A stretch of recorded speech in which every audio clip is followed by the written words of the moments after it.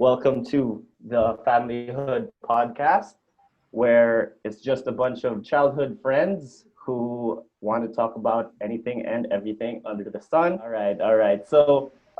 We wanted to start a podcast because we thought that would be super fun and super cool, I guess, to just talk, maybe rant a little bit, and just discuss how we would normally discuss when we had one of our usual online get-togethers. And so we wanted to share that with a little bit with you guys, basically our audience, our listeners, if ever there are any. Thank you for tuning in. Thank you very much. We Thank you. super appreciate that. Why don't we start off with you, Nick? First of all, hello everyone. My name is Nico, aka Daddy Velvet, but my friends call me Diesel. For the guys, you can call me Nico. For the girls, you can call me anytime. Um, and now I'm in Brisbane, Australia, land down Nanda. Basically, I'm just studying cookery, just chasing the dream. That's the goal. Yeah, that's about it. I like that, getting that hustle. All Yeah, right, man. let's move on to Trish. I'm Trish. I am a graduate of psychology and education. And recently, I just finished my master's. So, Woo! yeah. Nice, Yeah. Master Trish. Congratulations, bro. So, for the past 2 years, I've been doing freelance work, advocacy, stuff like that. And I'm also based in Bacolod. So, this is our hometown. Yeah, the motherland, as Nico likes to call it. Thank you for that, Trish. Let's move over to Enzo. Enzo, what's up? Hey, what's up? I'm Lorenzo. Everyone calls me Elgin. Everyone that knows me that are close to me.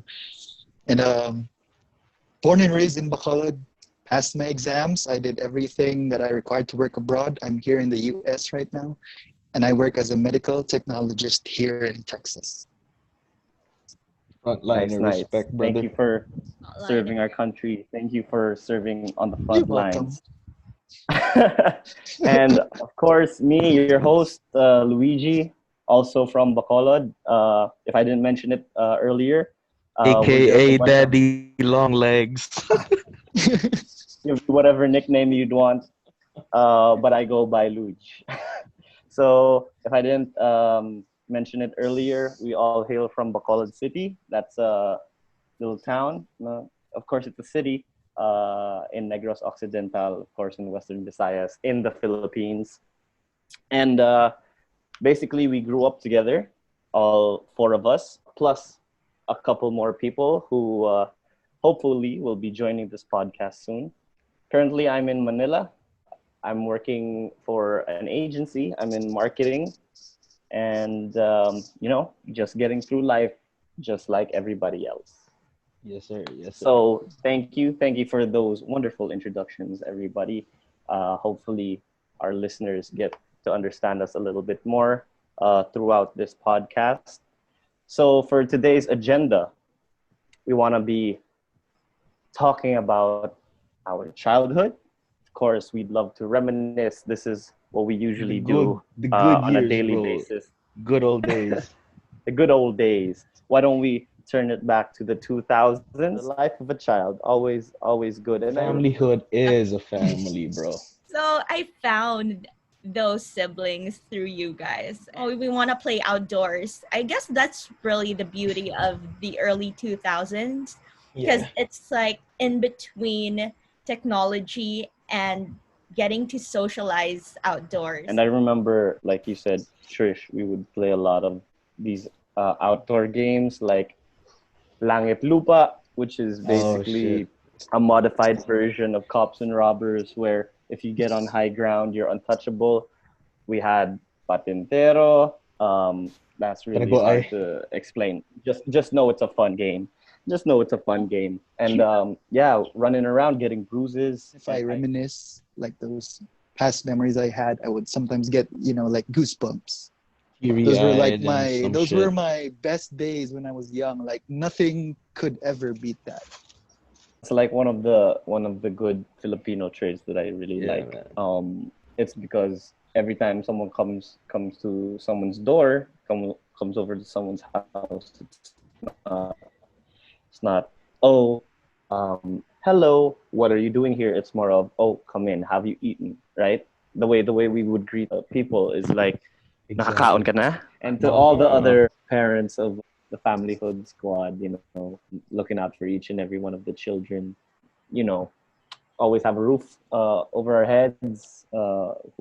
If anybody needs anything, you were solid because you had these families to always look after you. I know all of us never had like an easy road when it came to like adjusting to having to do um, all of this adult shit. To keep it plain and simple, man, it's tough. It's really tough, and I know for a lot of people out there, or for people listening as well. I know we have our different ways of coping with adulthood. As you've heard, our childhood, we were well taken care of, and God bless us, that we were well taken care of by friends, by family. So I want to know, your thoughts on how it was, from that, fairy tale childhood that we have, going into, what we are right now. I don't know, bro, but as a kid, I thought it was just that simple, like grade school, high school, college, dream. But it's not about that, bro.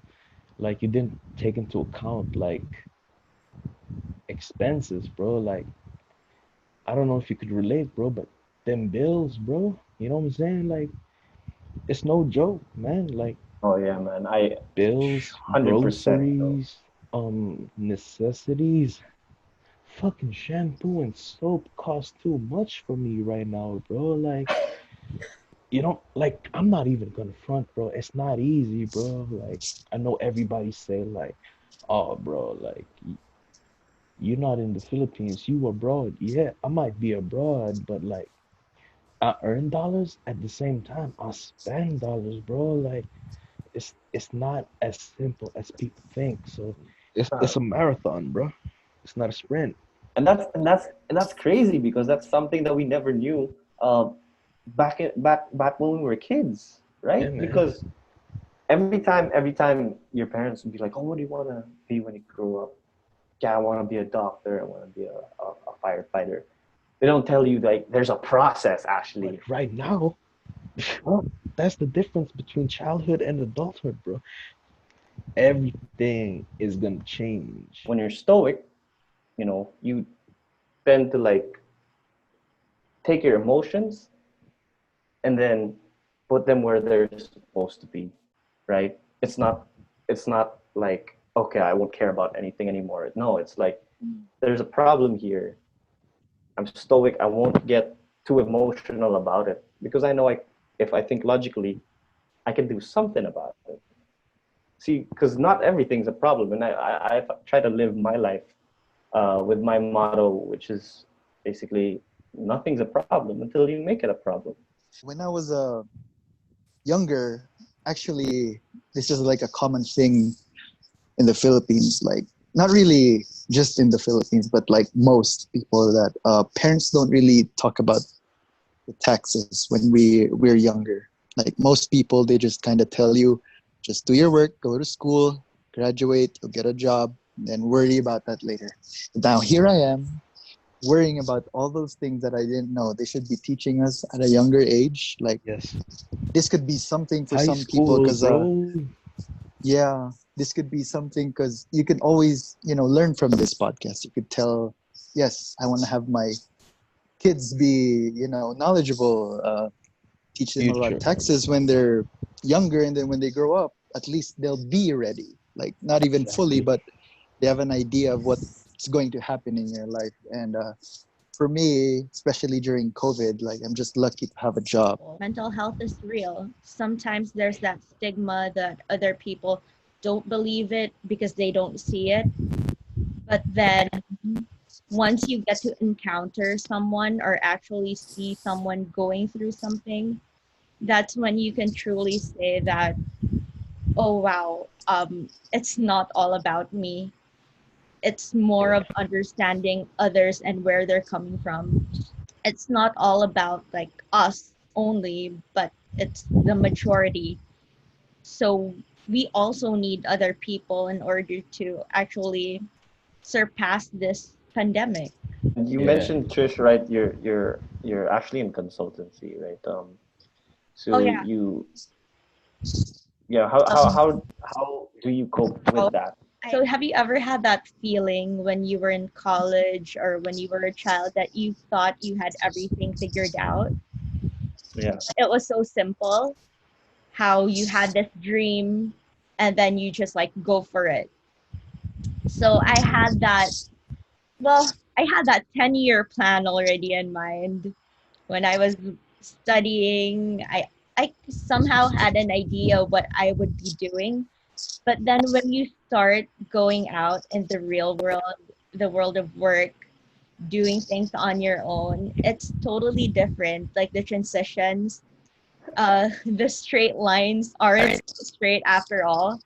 And there's a lot Yeah. of detours in a sense that you thought you're going the right direction, but then it leads you to another way.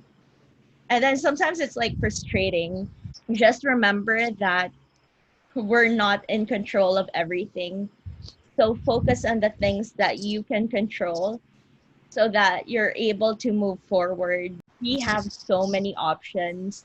It doesn't mean that like with all those options it's easy to make a decision because it's actually more difficult since you Yeah. can do so many things. So it's about finding that niche and then finding a place where you feel the most peace within you. It's like not caring about what other people would think. Yeah. Yeah. You know, Exactly.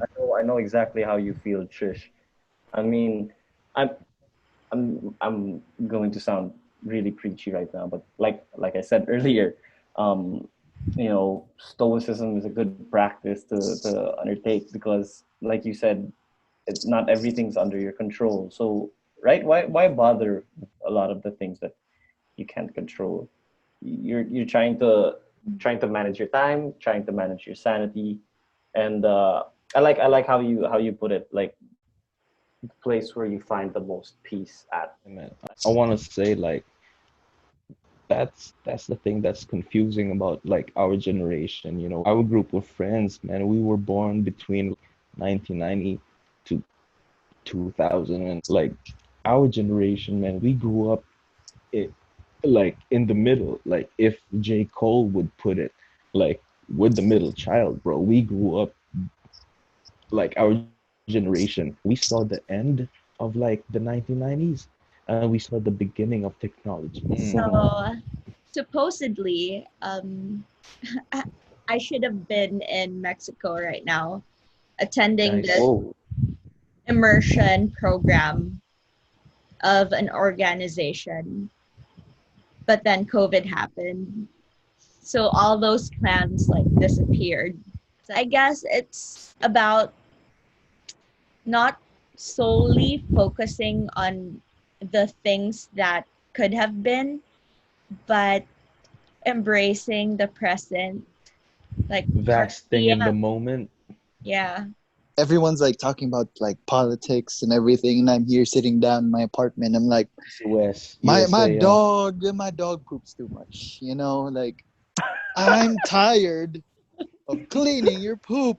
Like stop it. That's all. Bro, That's all I I want to say. That's all I bro, want to you say. My have a good dog. life, bro.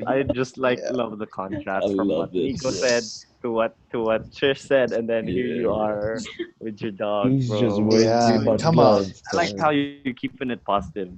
This last segment, we just want to hear something that you know spreads good vibes. Nick, why don't you leave us with that quote of yours, and we can Yeah. sign off.